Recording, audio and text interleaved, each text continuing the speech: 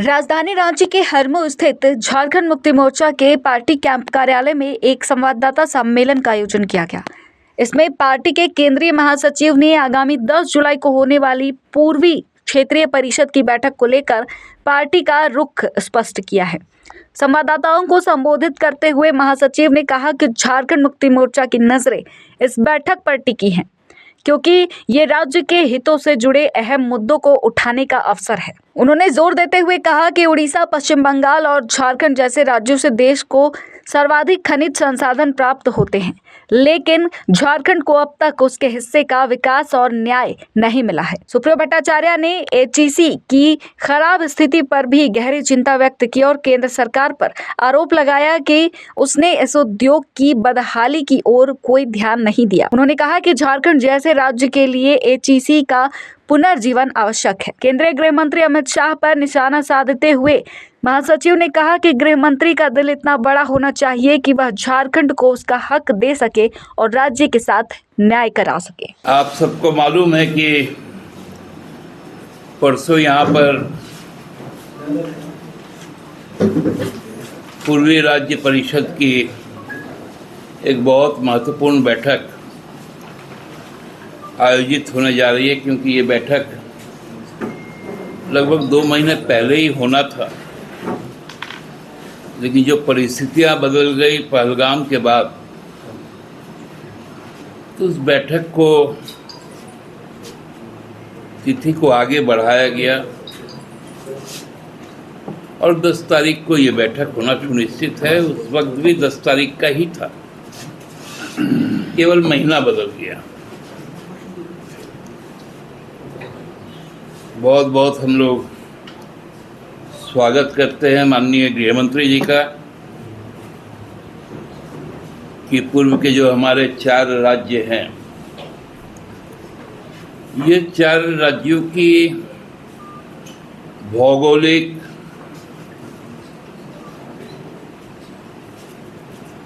जो आबादी है, जो भाषाएं हैं, जो खान पान है, जो परंपराएं हैं, जो त्यौहार उत्सव है, लगभग एक दूसरे से आत्मसात है, क्योंकि ये संपूर्ण जो इलाका है ये बंगाल प्रेसिडेंसी का इलाका रहा है अंग्रेज के ज़माने में, और उसके बाद बंगाल से बिहार का विभाजन हुआ, फिर उड़ीसा का विभाजन हुआ और उसके बाद झारखंड का विभाजन हुआ बिहार से।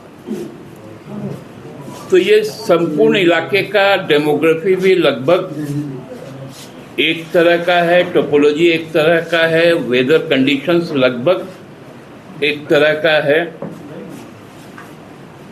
और चाहते भी एक तरह की है।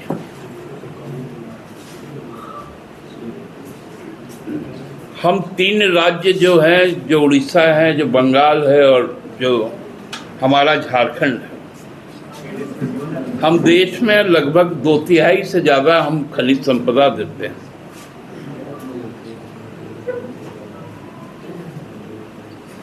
लेकिन इस राज्य का जो विकास का पैमाना रहा है,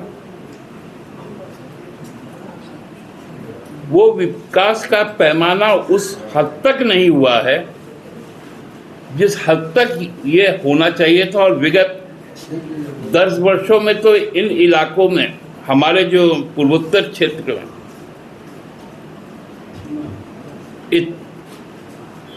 इतनी वंचनाएं बढ़ गई हैं। उसका ताजा उदाहरण आप लोगों को एचईसी मिलेगा। हेवी इंजीनियरिंग कॉरपोरेशन, जो एक वक्त में मदर ऑफ इंडस्ट्रीज कहा जाता था, इन 11 वर्षों में 2014 के बाद एचईसी की क्या स्थिति हुई है ये किसी से छुपा हुआ नहीं है। और विडंबना यह है कि 2014 के बाद केंद्र का कोई भी हेवी इंडस्ट्री मंत्री ने, जिसको हम कहते हैं भारी उद्योग मंत्रालय, का कोई भी दायित्व प्राप्त मंत्री यहाँ का दौरा नहीं किए। इससे पहले तो आप लोग याचना वाली रण वाली भूमिका में रहते थे। मैं तो कह रहा हूं कि आपको तो मैंने कहा यह याचना नहीं है, यह अधिकार है। और जब याचना नहीं सुनी जाती है तो फिर तो रण है। पूर्णिया में जो घटना घटी है दादा, उसको किस रूप में आपकी पार्टी देखती है? ये तो देखिए, भारतीय जनता पार्टी का जहां पर भी शासन में थोड़ा सा भी हिस्सेदारी होगा, वहां आदिवासी, दलित और अल्पसंख्यक को नृशंस ढंग से अत्याचार किया जाएगा। ये आप लोगों ने मध्य प्रदेश में भी देखा है, ये आप लोगों ने छत्तीसगढ़ में भी देखा है, राजस्थान में भी देखा है, गुजरात में भी देखा है, बिहार तो देख ही रहे हैं। लगभग पूरा का पूरा कानून व्यवस्था तो बिहार सरकार का भाजपा ही चला रही है।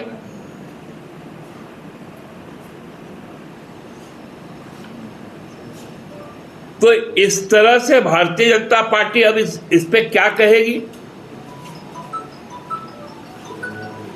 इतना नृशंस हत्या कभी सुना है कोई कि एक जगह मारा जाता है, दूसरे जगह जाके उसको जलाया जाता है, तीसरे जगह जाके उसको फेंका जाता है? क्या कर रहा है पूर्णिया पुलिस? ये कोई सडन कोई किलिंग तो है नहीं। मतलब पुलिस जानती थी कि ये घटनाएं घट रही हैं। पूरे वक्त लगभग 4 से 5 घंटा तक ये तांडव चलता है बिहार पुलिस और खासकर पूर्णिया की पुलिस। कंबल ओढ़ लेती है भाजपा के कहने पर कि हम तो इसको इलेक्शन कमीशन के द्वारा वोटर लिस्ट से हटाएंगे ही, यदि फिर भी ना हट पाए तो जला के मार दो। पहले तो वोट बंदी, अब वोटर का हत्या। ये पूरी तरह से लगे हुए हैं लोग। दादा, लेकिन वो तो पूरा आदिवासियों का ही वो गांव है और जो हत्या हुई है उसमें आदिवासी का गांव है तो पुलिस का संरक्षण नहीं मिलेगा क्या?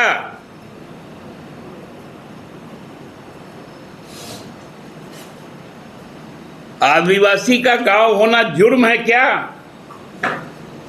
कि वहां लॉ एंड ऑर्डर नहीं होगा?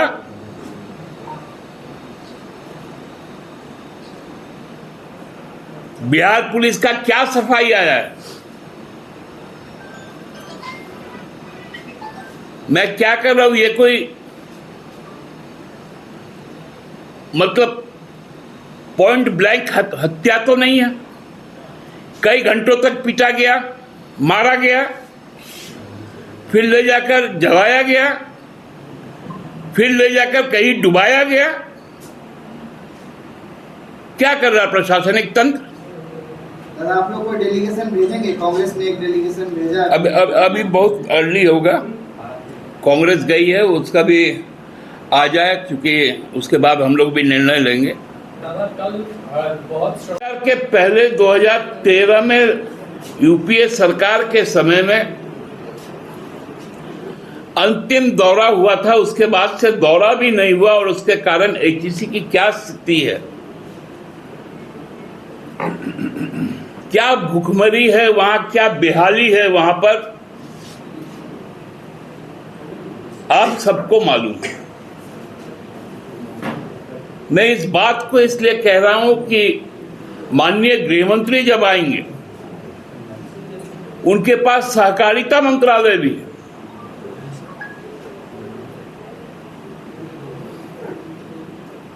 तो उनका दिल इतना जरूर बड़ा होना चाहिए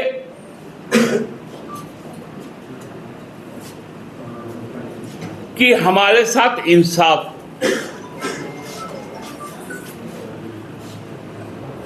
रेलवे के क्षेत्र में हम सबसे ज्यादा राजस्व देने वाले लोग हैं, खनन के क्षेत्र में सबसे ज्यादा हिस्सेदारी, लेकिन हमारा बकाया पैसा नहीं आता।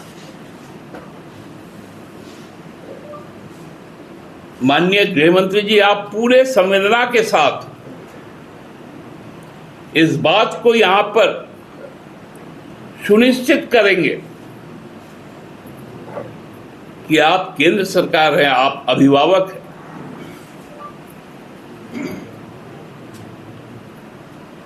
अभिभावक को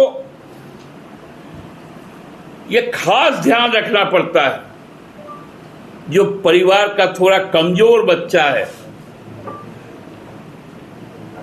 जो थोड़ा रुग्ण बच्चा है, उसको विशेष आर्थिक मदद, विशेष प्यार और स्नेह, विशेष तरह के पौष्टिक भोजन देकर उसको परिवार के अन्य बच्चों के बराबर लाया जाता है।